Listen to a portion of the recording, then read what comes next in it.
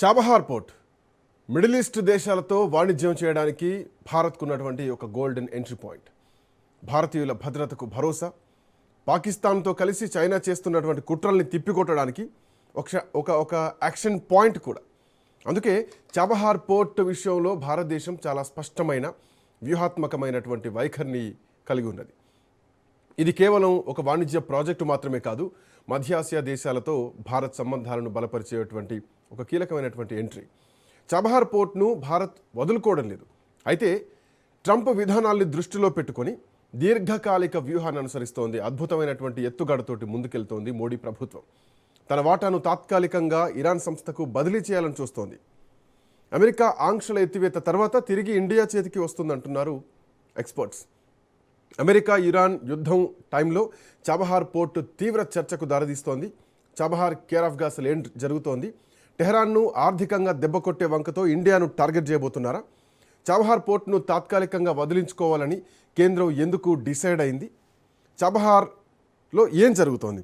వాస్తవానికి Chabahar port వల్ల భారతదేశానికి కలిగేటువంటి ప్రయోజనం ఏంటంటే, పాకిస్తాన్ నుండి మధ్య ఆసియాకు, అంటే పాకిస్తాన్ నుండి వెళ్లకుండా మధ్య ఆసియాకు వెళ్ళడానికి భారత్కు ఇదొక కీలకమైనటువంటి ఎంట్రీ. మోరోవర్ ఇక్కడ ఇరాన్తో చాలా సంవత్సరాలు 2003 నుంచే చర్చలు జరుగుతున్నాయి. 2003లో అటల్ బిహారీ వాజ్పేయి టైంలో జరిగింది. ఆ తర్వాత మన్మోహన్ సింగ్ టైంలో కూడా 800 కోట్ల రూపాయలు మేము పెడతామని చెప్పేసి ప్రకటన కూడా రావడం జరిగింది. 2016లో ప్రధానమంత్రిగా మోడీ ప్రభుత్వం వచ్చిన తర్వాత చాబహార్ పోర్టులో పెట్టుబడులు స్టార్ట్ అయ్యాయి. చాబహార్ పోర్టుకు సంబంధించినటువంటి రుణాలు ఇవ్వడం స్టార్ట్ అయింది. 1200 కోట్ల రూపాయల వరకు పెట్టుబడి పెడుతోంది. సో పాకిస్తాన్కు సంబంధం లేకుండా, పాకిస్తాన్ భూభాగాన్ని టచ్ చేయకుండా చాబహార్ పోర్టుతో పాకిస్తాన్కు చైనాకు బుద్ధి చెప్పేటువంటి అవకాశం, పాకిస్తాన్తో సంబంధం లేకుండా మన సరుకుల్ని రవాణా చేసుకోవడానికి చాబహార్ పోర్ట్ ఉపయోగపడుతుంది. మాట్లాడడం దీనిపైన. అయితే ఇప్పుడున్నటువంటి అమెరికా ఆంక్షలు ఉన్నటువంటి టైంలో చాబహార్ పోర్ట్ను ప్రస్తుతానికి భారత్ వదులుకుంటోంది కొంతకాలం వరకు. ఈ అంశం పైన మాట్లాడదాం. బండారు రామ్మోహన్ రావు గారు మనతో పాటు సిద్ధంగా ఉన్నారు. రామ్మోహన్ రావు గారు నమస్తే. శ్రీకాంత్ గారు నమస్తే. ఇందాక నేను నా మాటల్లో కొన్ని ప్రస్తావించడం జరిగింది. పూర్తిగా వదులుకునేటువంటి ప్రసక్తి లేదు. బట్ ట్రంప్ విధానాల్ని చూస్తూ అమెరికా ఆంక్షల నేపథ్యంలో కూడా మనం ఇరాన్తో మిత్రత్వానంగానే ఉన్నాం.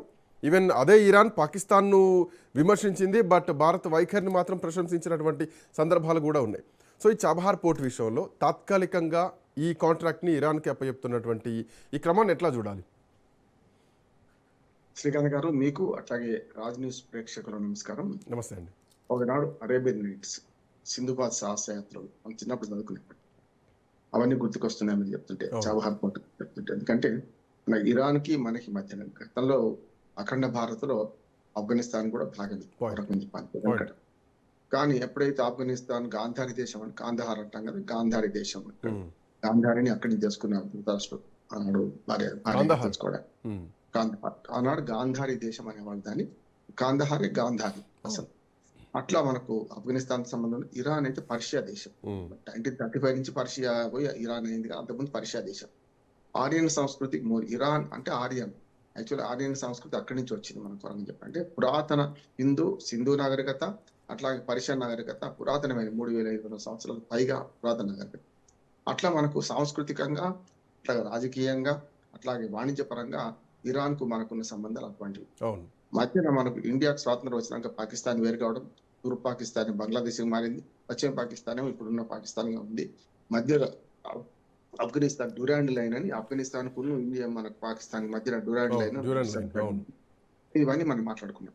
ఇప్పుడు ఇక్కడికి వస్తాను. కాందహార్ పోర్టు మనకు ఎందుకు కీలకమైంది, వదులుకున్నామా లేవా, ప్రతిపక్షాల విమర్శలు అర్థం ఏంటి? కాందహార్ పోర్టు మనకు మన భారతదేశానికి అరేబియా మహాసముద్రంలో భాగంగా అక్కడి నుంచి 550 నాటికల్ మైల్ దూరంలో ఉంది. అంటే మనకు ఢిల్లీ నుంచి బాంబే అక్కడి తక్కువ దూరం. కాండ్లా పోర్టు, గుజరాత్ లో కాండ్లా పోర్టు ఉన్నది. అటు పక్కన మనకు ఇరాన్ అరేబియా మహాసముద్రంలో, అటు ఇరాన్ లో చాబహార్ పోర్టు ఉన్నది. చైనా లాంటి వ్యూహకర్త ఏం పని చేస్తుంది, అంతకంటే మనం వాజ్పేయి గారి హయాంలో ఈ చాబహార్ పోర్టుకు మనం పెట్టుబడి పెడతాం ముందుకు వచ్చినాం. అది తీరక ముందు 2004లో మరి కాంగ్రెస్ ప్రభుత్వం వచ్చింది. మన్మోహన్ సింగ్ గారు కూడా అప్పుడు 800 కోట్ల రూపాయలు పెట్టుబడికి ఒప్పుకున్నారు. అది కంటిన్యూ చేశారు. మనం ఎప్పుడు విదేశాంగ విధానంలో మొట్టమొదటి ప్రధానమంత్రి జవహర్లాల్ నెహ్రూ నుంచి మొదలుకొని ఇప్పటి వరకు మోడీ వరకు కూడా మనం ఎప్పుడు విదేశాంగ విధానంలో కానీ కొన్ని పాలసీస్ లో ఎక్కడ ప్రభుత్వాలు మారితాయి, పార్టీలు మారుతాయి, కానీ ప్రభుత్వాలు శాశ్వతంగా, అందుకని కొనసాగిస్తున్నాం. మళ్ళీ 2016కు వచ్చిన తర్వాత వేగవంతం చేసినాం. 1200 కోట్ల రూపాయలు ఇప్పుడు చాబహార్ పోర్టు మీద మనం ఖర్చు పెట్టినాం. అది మన అధీనంలో ఉన్నది వాణిజ్యపరంగా. ఇటీవల పేరు పేరు మారింది కానీ ఊరు మారలే అంటున్నాం. పేరు ఒకటి, ఊరు మనదే. ఇప్పటికి కూడా చెప్తున్నాను స్పష్టంగా. అంటే మనం అమెరికా ఆంక్షలు తట్టుకోవడానికి వీలుగా కొంత వయా మార్గం, అంటే వయా మీడియా ద్వారా మనం ఒక ఏజెన్సీస్కి మనం సబ్ కాంట్రాక్ట్కి ఇచ్చాం. అంటే ఏంది, ఒరిజినల్ ఓనర్ మనమే, ల్యాండ్ లార్డ్ అంటే మనమే చాబహార్ పోర్ట్ ఒక భాగానికి. కానీ దాన్ని కాంట్రాక్ట్ సబ్ కాంట్రాక్ట్కి ఇచ్చినట్లు లెక్క వాళ్ళు నిర్వహిస్తారు. నిర్వహణ వాళ్ళది. రేపు అమెరికా ఆంక్షలు ఎత్తేసిన తర్వాత మనకే వస్తుంది. అంటే మనం ఎప్పుడైతే అప్పుడు మనం దాన్ని ఆ నిర్వహణ క్యాన్సిల్ చేసుకోవచ్చు. చాలా మంది మామూలు ప్రజలకు అర్థం కావాలంటే మనం చెప్పుకుంటే ఒక పెద్ద కాంట్రాక్టర్ ఉంటారు, ఎల్ఎన్టీ కానీ పెద్ద పెద్ద మెగా సంస్థ ఉంది కదా, వాళ్ళు ఏం చేస్తారు, మెయిన్ కాంట్రాక్టర్ వాళ్ళే ఉంటారు. కానీ మట్టి పని నుంచి మొదలు పెడితే వేరే వేరే సబ్ కాంట్రాక్టర్లు వేరే వాళ్ళకి ఇస్తారు. అవును అసలు కాంట్రాక్టర్ అంటే ఏం చెప్తాం, అయితే మెగానో లేకుంటే ఎల్ఎన్టీ అని ఉదాహరణ చెప్తున్నాడు. సార్. ఇక్కడ వాళ్ళే ఇంకొక పాయింట్ కనిపిస్తోంది సార్. ఒకవైపు చాబహార్ పోర్టు నడుస్తోంది, ఆ పనులు జరుగుతూనే ఉన్నాయి. సో ప్రస్తుతానికి ఈ ఆంక్షల నేపథ్యంలో కొంతకాలం 6 నెలల సంవత్సరం పాట, లేదంటే దానికి ఎంతో టైం డ్యూరేషన్ కోసం ఇరాన్కు ఒక సంస్థకు అప్పచెప్తుంది భారత్ తాత్కాలికంగా. బట్ ఇంకొక పాయింట్ ఏంటంటే సార్, ఇక్కడ ఇంకొక కీలకమైనటువంటి అంశం కూడా కనిపిస్తోంది. అదే 2016లో గ్వాదర్ పోర్టును కూడా చైనా పాకిస్తాన్ కలిసి స్టార్ట్ చేసింది. అండ్ ఇది కేవలం ఈ చాబహార్కి I think so 150 to 170 kilometres distance మాత్రమే ఉంటుంది. సో ఇట్లా నేపథ్యంలో అక్కడి నుంచి ఏమైనా గూఢచార చర్యలు ఏమైనా స్టార్ట్ చేసేటువంటి అవకాశం ఉంటుందా? మన చాబహార్ పోర్టు పైన ఏమైనా కొంత నిఘా పెట్టేటువంటి అవకాశం ఉంటుందా? ఏమైనా అట్లాంటి అనుమానాలు వ్యక్తం చేయవచ్చా చైనా విషయంలో, పాకిస్తాన్ విషయంలో? మంచి ప్రశ్న శ్రీకాంత్. ఏమందంటే చాబహార్ పోర్టుకు గద్వార్ పోర్టుకు కేవలం 75 నాటికల్ మైల్స్, మీరు అన్నట్టు 155 కిలోమీటర్స్ పాయింట్. అరేబియా మహాసముద్రానికి ఆనుకొని దానిలోనికి ఎంట్రీ. అవును. ఇపెక్ రహదారి ద్వారా యాక్చువల్గా ఏంటంటే చైనా ప్లాన్ ఏంటంటే అరేబియా మహాసముద్రం రావడానికి అయితే మొదలు హిందూ మహాసముద్రం చుట్టూ తిరిగి వాళ్ళు ఒకవేళ వాళ్ళు మన హిందూ బంగాళాఖాతం పై నుంచి శ్రీలంక పై నుంచి చుట్టూ తిరిగి హిందూ మహాసముద్రం చుట్టూ తిరిగి మనం ఇట్లా తినేవాళ్ళు ఇట్లా తిన్నట్టు రావాల్సి ఉన్నది అరేబియా. సిపెక్ రహదారి ద్వారా ఆఫ్ఘనిస్తాన్ కొంచెం కొస, ఇటు పక్కన మనకు పాకిస్తాన్ ఆక్రమిత పాకిస్తాన్ మధ్య నుంచి వాళ్ళ ఒక రహదారి వేస్తున్నారు. సిపెక్ అంటే చైనా పాకిస్తాన్ రహదారి. అది సరిగ్గా మీరు చెప్పిన పోర్టుకు వస్తుంది. వచ్చే క్రమంలో వాళ్ళకి అవరోధాలు ఉన్నాయి. ఆల్రెడీ ఆ పోర్టును అభివృద్ధి చేస్తుంది చైనా. అంతేందుకు పక్కనే ఉన్న బలూచిస్తాన్ లో కూడా వాళ్ళు పాకిస్తాన్ లో భాగమైన దానిలో కూడా పెద్ద విమానాశ్రయం కట్టారు చైనా వాళ్ళు. బలూచిస్తాన్ వాళ్ళు ఏమంటారు, ఎట్టి పరిస్థితుల్లో విమానాశ్రయం 2 ఏళ్ళు అయిందా పూర్తి చేసి రానివ్వమంటున్నాం. పాకిస్తాన్ కు సంబంధం లేదు, మేము పాకిస్తాన్ లో భాగమే, కానీ మన అన్యాయంగా మమ్మల్ని ఆక్రమించుకున్నారు, మేము భారత్ లో భాగం అవుతాం, అవసరమైతే మోడీ మా ప్రధానమంత్రి అని వాళ్ళు తిరగబడుతున్నారు.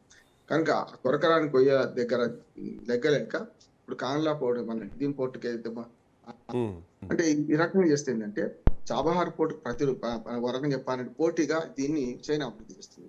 చైనాకు కావాల్సిన అరేబియా మహాసముద్రంలో వాళ్ళకి ఎంట్రీ కావాలి. కానీ మనం చేసిన విక్రమ్ అనే నౌక ద్వారా సరిగ్గా బాంబే కొద్ది దూరంలోనే అంతర్జాతీయ జలాలు కాకుండా మన జలాల్లో విక్రమ్ నౌకను నిలబెట్టుకుంది. ఒకవేళ చైనా కనుక పాకిస్తాన్ రెచ్చగొట్టి ఏమైనా పని చేయబోతే మనం ఆ పోర్టును పేరు చేసిన సిద్ధంగా ఉంది సమస్య. అందుకు కరాచీ పోర్టునే పేరు చేస్తాం.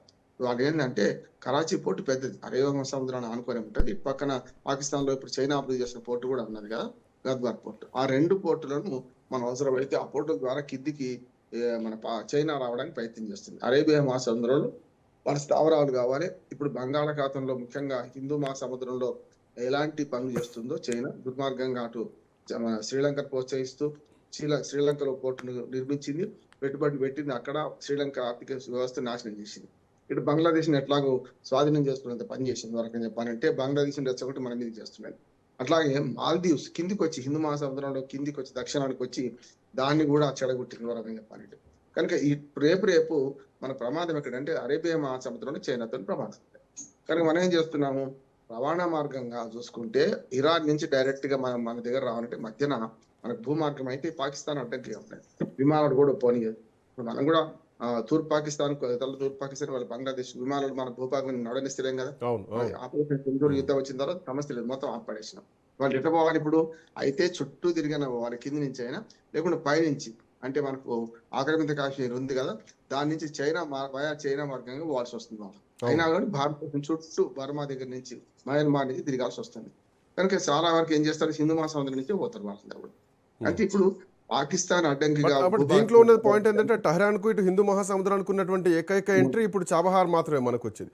బట్ ద పాయింట్ ఏంటంటే సార్, బట్ ద పాయింట్ ఏంటంటే సో ఇప్పుడు ఆఫ్ఘనిస్తాన్కుతో పాటు ఈ మిడిల్ ఈస్ట్కు వెళ్ళడానికి భారతదేశానికి ఉన్నటువంటి కోర్స్ రోడ్డు మార్గం కానీ తో పాటు రైలు మార్గాలు కానీ ఉన్నాయి.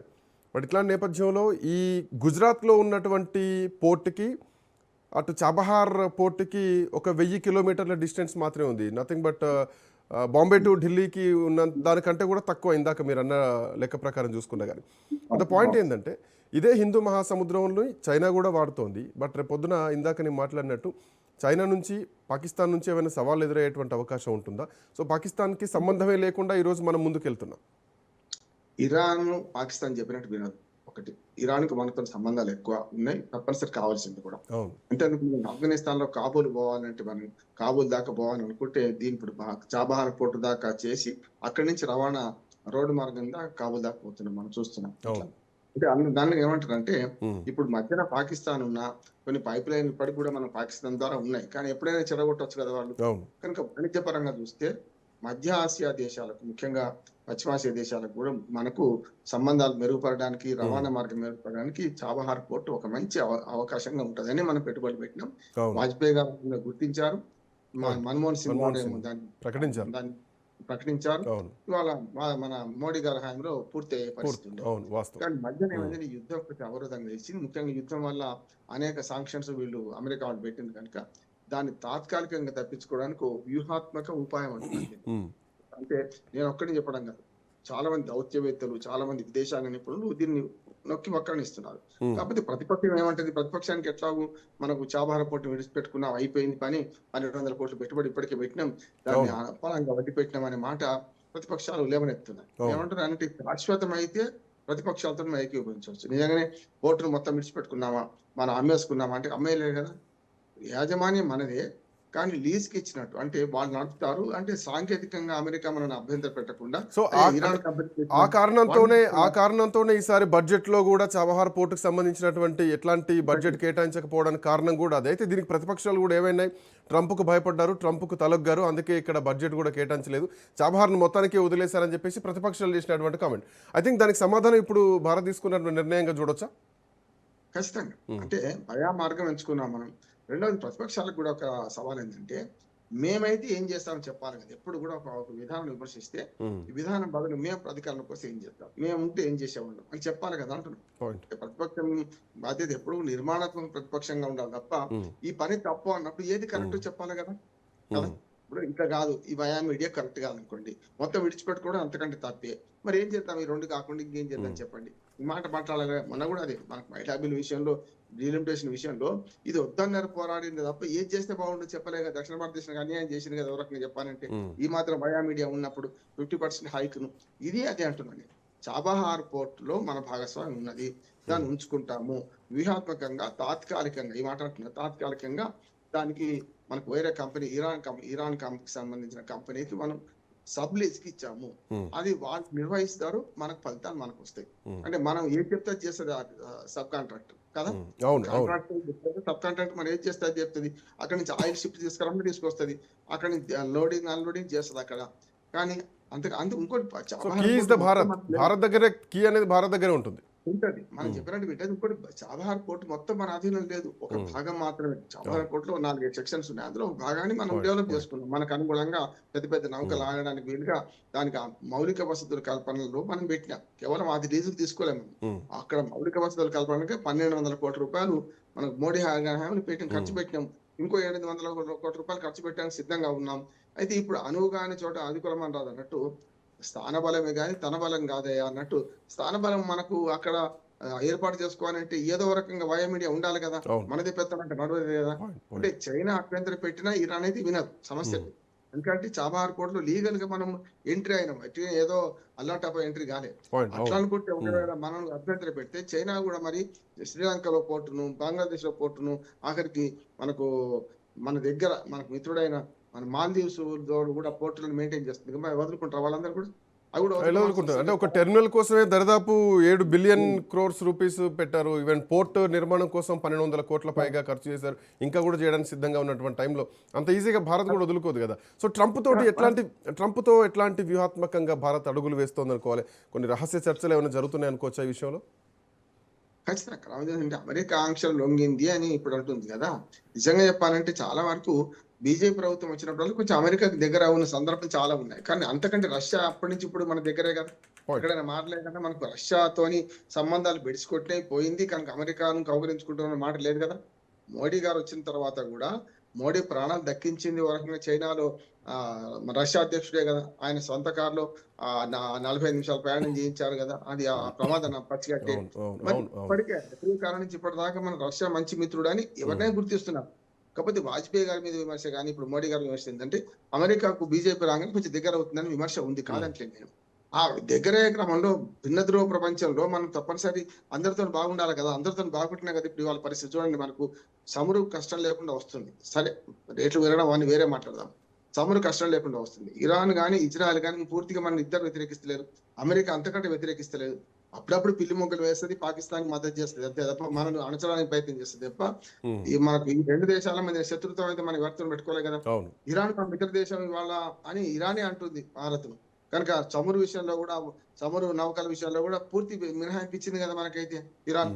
అమెరికా వద్దన్నా కూడా ఇస్తుంది కదా. అందుకని ఏమంటున్నా అంటే ఇది మనం ఉభయ కుశలో పరి అంటే మనం కేవలం తాత్కాలికంగా చాబహార్ పోర్టును విడిచిపెట్టుకోలే కానీ పేరు మనకి ఏమంటారు ఊరు మనదే అని పేరు మార్చినాము. ఆ పేరు మార్చడంలో మన ప్రయోజనాలు మనకు ఉన్నాయి. దీన్ని గమనించాల్సిన అవసరం ఉంది అంటున్నాను.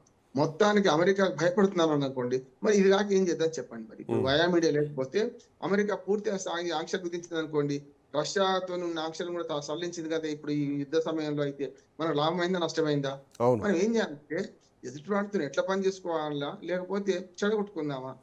పటేలా బొర్ర వంకర అంటే అంబలి గారకుండా చూడాలన్నా లేకపోతే బొర్ర వంకర కోసేసుకుందామా అనే మాట మాట్లాడాలి కదా.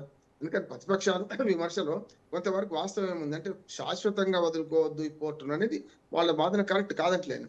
అదే క్లారిటీ ఇవాళ భారత ప్రభుత్వం మరొకసారి ఇవ్వాలంటారు. ఎప్పుడు కూడా ప్రతిపక్షాలు అనుమానం వ్యక్తం చేస్తే దానికి ప్రజల మధ్య ప్రజలకు కూడా ఇప్పుడు కాంగ్రెస్ అన్నది కరెక్టా లేకపోతే బీజేపీ చెప్తుంది కరెక్టా అనే మాట పొలిటికల్ కాసేపు పక్కన పెడదాం సార్. అంటే మధ్యలో పాకిస్తాన్ ఉంది కాబట్టి డైరెక్ట్ ల్యాండ్ రూట్ మనకు లేదు కాబట్టి సో ఇప్పుడు చాబహార్ అనేది వెరీ కీలకమైనటువంటి అంశం మనకు. బట్ ఇక్కడ ఎనర్జీ కానీ ట్రేడ్ కానీ ఎట్లాంటి ఉపయోగాలు ఎక్కువగా ఉంటాయి భారత్కు వచ్చి రావడం కానీ భారత్ నుంచి ఎగుమతులు కానీ దిగుమతులు కానీ ఎట్లాంటి లాభాలు ఉంటాయి మనకి చాబహార్తో అంటే ఏం చెప్పొచ్చు? చాబహార్ పోర్ట్ నుంచి మనము డైరెక్ట్ సీ పైప్ లైన్ వేసుకోవచ్చు. అది కూడా మనకు దగ్గర కనుక ఇప్పుడు ఓడల్లో కావాలని ప్రదేశంలో గ్యాస్ పైప్ లైన్ వేసుకోవచ్చు మనం రేపు. ఇవన్నీ కూడా హిందూ మహాసముద్రం నుంచి అంతర్జాతీయ జలాల నుంచి వస్తాయి కదా. కనుక పోర్టు అన్నిటికంటే రవాణా చౌకమైన రవాణా సముద్ర మార్గమే. మీరు భూభాగం కంటే సముద్ర మార్గమే చౌక రవాణా ఉంటుంది. అందుకనే కదా ఇవాళ మొత్తం అంతా రవాణా మార్గం అంతా చౌకలో మనము పెద్ద పెద్ద కార్లను కానీ ఎక్కడెక్కడి నుంచో పెద్ద మనకు ఖనిజాలను కానీ మనం బయట నుంచి దిగుమతి చేసుకుంటాం అంటే సముద్ర మార్గమే దిక్కు అంటున్నాను. మీరు ఖండాలుగా 6 ఖండాలు 7 ఖండాలు విడిపోయిన దాని తర్వాత భూమార్గంలో అంతటికి పోలేం కదా. కొన్ని ఖండాలకు అసలు భూమార్గం లేనలేదు కదా. కనుక దీన్ని సముద్ర మార్గాన్ని వాడుకోవడం అంత ఉత్తమం ఇంకోటి ఏం లేదు. దాన్ని ఎట్లా అంతర్జాతీయ జలాల ద్వారా ఎట్లా తీసుకొచ్చుకోవాలి, ఏ రకంగా పాకిస్తాన్ లాంటి దేశం దుర్మార్గమైన దేశం మధ్యన ఆటంకంగా ఉన్నప్పుడు మనం ఎట్లా చేద్దాం. ఇరాన్ కు మనకు పాకిస్తానే ఉంది, సమస్య లేదు. ఆఫ్ఘనిస్తాన్ కు మనకు పాకిస్తానే ఉంది. ఇలాంటి మొత్తం మధ్య ఆసియా పోవడానికి ఈ పాకిస్తాన్ మనకు అడ్డంకి ఉంది కదా. అందుకనే ఒక దేశంలో ఏమంటే అఖండ భారత్ మళ్ళా కావాలంటుంది. అందుకే ఎవరు రకంగా చెప్పాలంటే కానీ అది ఆ దుర్మార్గం మనకు వద్దు. ఆ దుర్మార్గం వస్తే ఇంకా మన పేదరిక దేశం ఇంకా పేదలు మళ్ళీ ఒకసారి 50 ఏళ్ళు వెనక్కి పోతాం మనం ఎవరికి చెప్పాలంటే. ఆక్రమిత కాశ్మీరే మనదే అనుకుంటే పాకిస్తాన్ స్వాధీనం చేసుకుంటే ఇంకా దుర్మార్గం వెనక్కి పోతాం. మళ్ళీ ఇప్పుడు మొత్తం మన తలసరి ఆదాయం ఒక్కసారి పడిపోతుంది వాళ్ళని ఆ దరిద్రాన్ని కలుపుకుంటే. అది ఇక్కడ ఏమంటున్నా అంటే చాబహార్ పోర్టు కీలకమైనది ఎందుకైందంటే మనకు పాకిస్తాన్ దాటి సముద్ర మార్గం ద్వారా మన దగ్గరికి అన్ని రకాల ఉత్పత్తులు తెచ్చుకోవచ్చు. చమురు ఒక్కటే కాదు మిగతా మధ్యాసియా దేశాల నుంచి పూర్తి స్థాయిలో చేసుకోవచ్చు అంటున్నాను. ఆ పైన ఉన్న రష్యా కూడా ఇంకా గట్టిగా మాట్లాడితే పైకి వెళ్తే మనకు ఆఫ్ఘనిస్తాన్ పైన రష్యా ఉన్నది కదా. రష్యాతో మన అసలు భూమార్గం ద్వారా చాబహార్ పోర్టు దాకా తెచ్చుకొని అక్కడి నుంచి మనం సముద్ర మార్గం ద్వారా మనం ఎగుమతి చేసుకోవచ్చు, దిగుమతి చేసుకోవచ్చు, ఇవన్నీ చేసుకోవచ్చు అంటున్నాడు. అంటే మధ్యలో చైనా రష్యా యూరప్ కూడా ఉంది కాబట్టి ట్రేడ్ అండ్ ట్రాన్స్పోర్ట్ కూడా చాలా కీలకంగా అవుతుంది. ఖచ్చితంగా ఉంటుంది. అవును. రష్యా అనేది కొంత యూరప్ ఖండంలో ఉంది. మిగతా ఆసియా ఖండంలో ఉంది. అవును. అవును. కనుక ఈ రెండిటికి మధ్యన మనకు మన 14 దేశాలు విడిపోయినాక గాని యూఎస్ఎస్ఆర్ ఉన్నప్పుడు ఇంకా మనకి చాలా బాగుండే మనకు. ఎగ్జాక్ట్లీ. యూఎస్ఎస్ఆర్ విడిపోయిన తర్వాతనే 14 దేశాలుగా అయినాయి గానీ, ఆ దేశాలతో మన సత్సంబంధాలు ఉన్నాయి. చిన్న దేశాలే కావచ్చు మనకు. కనుక రష్యాతోనే సంబంధాలు మెరుగుపడతాయి. దగ్గర దారి అవుతది మనకు. చాబహార్ పోర్ట్ ద్వారా పూర్తి స్థాయిలో మనకు ప్రయోజనాలు ఉన్నాయి కనుకనే ఆనాడు వాజ్పేయి గవర్నమెంట్ గాని, ఆ తర్వాత మన్మోహన్ సింగ్ గవర్నమెంట్ గాని సార్ దీన్ని దానికి మద్దతు దీన్ని ఇచ్చినాయి. భారత్ మళ్ళీ టేకప్ చేయడానికి ఎంత సమయం పట్టొచ్చు? ఎందుకంటే మొన్న 26 ఏప్రిల్కి దానికి సంబంధించినటువంటి వర్క్స్ మొత్తం కూడా ఆపేయడం జరిగింది ఉన్నటువంటి ఆంక్షల నేపథ్యంలో. సో భవిష్యత్తును ఎట్లా చూడొచ్చు, ఎంత కాలం పట్టొచ్చు అనుకోవచ్చు? ఆ ఉద్దేశం అంటే యుద్ధానికి ఇప్పుడు ఇరాన్ అమెరికా యుద్ధాన్ని బట్టి మార్పు ఉంటది. 6 నెలలు పట్టొచ్చు, సంవత్సరం పట్టొచ్చు, లేకుంటే 3 నెలలు పట్టొచ్చు. ఎందుకంటే ఇప్పుడు మనం ఆపినది పనులు మాత్రమే. ఇతరత్రా మిగతా వాణిజ్య అవసరాల కోసం ఇప్పటిదాకా జరిగిన పనులను బట్టి మనం అక్కడ ద్వారా ఎగుమతులకైతే నష్టం ఏం లేదు, తీసుకొచ్చుకోవచ్చు అంటున్నారు. రైట్. కానీ తాత్కాలికంగా బ్రేక్ పడ్డది 3 నెలల, 6 నెలల, 9 నెలల అనే సమస్య కాదు. ఇరాన్ అమెరికా యుద్ధం ఆగిన తెల్లారి ఆ సాంక్షన్స్ అన్ని ఎత్తేస్తారు. తప్పనిసరిగా చాబహార్ పోర్ట్ నుంచి ఎగుమతులు మనం చేస్తాం, మళ్ళీ పెట్టుబడి కూడా పెడతాం దాని మీద అంటున్నారు. రైట్. ఈ లోపల తాత్కాలికంగా మన వ్యూహంగా వైదొలగకుండానే మన చేతిలో అధికారం మన చేతిలో ఉంచుకొని, పగ్గాలు మన చేతిలో ఉంచుకొని అక్కడ మనం చేసే పని చేస్తున్నాం. ఇది తాత్కాలికంగా ఒక రకంగా చెప్పాలంటే టెక్నికల్ గా మార్పు ఎగ్జాక్ట్లీ, చూపెడుతున్నాం. తెలివిగానే ట్రంప్ ఆంక్షలను తట్టుకొని కొంత టెక్నికల్గా మీరు అన్నట్టు చాలా వ్యూహాత్మకంగా వ్యవహరిస్తోంది భారత్ అని చెప్పొచ్చు. అవును, ఖచ్చితంగా.